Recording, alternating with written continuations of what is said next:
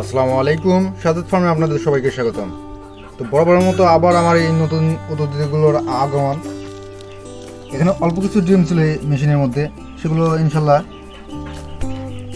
এগুলো ফুটতে শুরু করছে আলহামদুলিল্লাহ।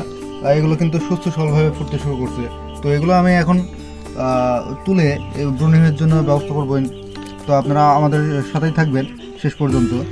তো আমি বাচ্চাগুলো এখন তুলবো। তো বাচ্চাগুলো যেগুলো উঠছে সেগুলো আমি তুলবো, এবং প্লাস হচ্ছে যেগুলো দেখা যাচ্ছে ফাটছে বা যেগুলো আটকে আছে সেগুলো ইনশাল্লাহ একটু যদি ছাড়াই দেওয়ার প্রয়োজন পড়ে সেগুলো ছাড়াই দেওয়ার চেষ্টা করব। এই যে এখানে কিন্তু বেশি বাচ্চা উঠে না, এখানে আমার প্রায় 19-20টার মতো ডিম ছিল। তো এই রাতের মধ্যে এগুলো উঠছে। তো এখানে দেখা যাচ্ছে আপনার 5টি বাচ্চা, এখানে দেখতেছি আরও রয়েছে। তো এখানে এই যে কাহিনী দেখুন, একটা এগুলা পেস্ট পাকায় গেছে, কিন্তু খোলসের সঙ্গে পেস্ট পাকায় গেছে। তো এগুলো আমার এখন ছাড়াই দিতে হবে। এই যে দেখুন, এটা কিন্তু ওই ডিমের মধ্যে আটকে ছিল, আমি এইমাত্র এটা বের করে দিলাম। মনে হচ্ছিল যে বাচ্চাটা ডিমের মধ্যেই আটকে মারা গেছে। তো এই মাত্র আমি এখানে ছেড়ে রেখে দেবো। এটা আমি ব্রুডিংয়ে দিচ্ছি না, কারণ এখানে রাখলে এই যে আপনারা ফ্যানটা দেখতে পাচ্ছেন এবং প্লাস আলো আছে। তো এইগুলোর মধ্যে একটু সতেজ হয়ে উঠবে, ফুরফুরা একটা ভাব চলে আসবে, তখন এগুলো ব্রুডিংয়ের মধ্যে দেবো। তো আর কয়টা কেমন আছে সেটাও আমি দেখবো। তো এখানে যেটা দেখা যাচ্ছে এটাও কিন্তু প্রায় বের হয়ে যাচ্ছে। তো এটাও আমি একটু ছাড়াই দেবো। ছাড়াই দেওয়ার পর আর কোনটা আছে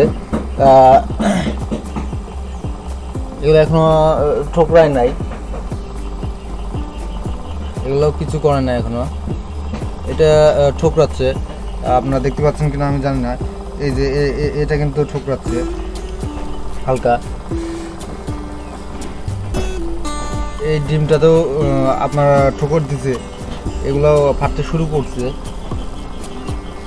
আর 2টা আছে। তো এই 2টার মধ্যে এটাতে কোনো ফাটার চিহ্ন দেখা যাচ্ছে না, এরকম হয়ে থাকে। এই যে আরেকটা ডিম দেখা যাচ্ছে, এটা কি অবস্থা, না এই ডিমটা হয়তো নষ্ট, এটা পাতলা দেখা যাচ্ছে। প্লাস এই যে এখানে একটু ফাটা দেখা যাচ্ছে, হয়তো এটা নষ্ট হয়ে গেছে। তো এই ডিমগুলো আমি এখন এই যে এটা কিন্তু বের হচ্ছে, দেখুন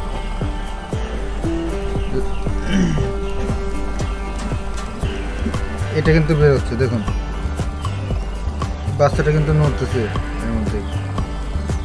এর মধ্যে কিন্তু নড়তেছে বাচ্চাটা। তো এটা কিছুক্ষণের মধ্যেই বের হয়ে যাবে ইনশাল্লাহ। তো এটা আমি রেখে দিচ্ছি।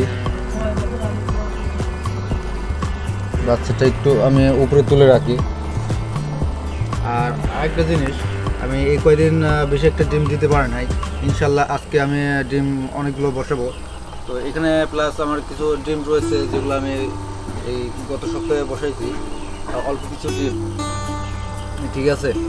যেহেতু আমি পারিবারিকভাবে ছোটো আকারে করছি, এগুলো আমার খামারে বৃদ্ধি করার জন্য করছি। তো আমি যে কয়টা বসাবো সে কয়টাই সমস্যা নাই, তাহলে আমি নিজেই রেখে দেবো।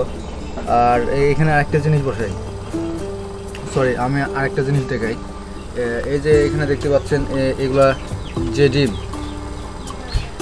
এটা কিন্তু মুরগির ডিম। এটা মুরগিতে দেশি মুরগির ডিম, মুরগিতে কুচি বসানো হয়েছিল। তো মুরগিটা আসলে সাপের কামড় হোক আর যেভাবে হোক মারা গিয়েছে। প্লাস এর সাথে যে ডিমগুলো ছিল সেখান থেকেও 2টা ডিম আপনার গায়েব, অর্থাৎ বোঝা যাচ্ছে যে হয়তো সাপের কামড়ে এটা মারা যেতে পারে। তো সেই কারণে মুরগিটা মারা যাওয়ার কারণে আমার এক প্রতিবেশী এই ডিমগুলো দিয়ে যায়। তো আমি মেশিনে দিয়েছি, দেখা যাক কী অবস্থা হয়।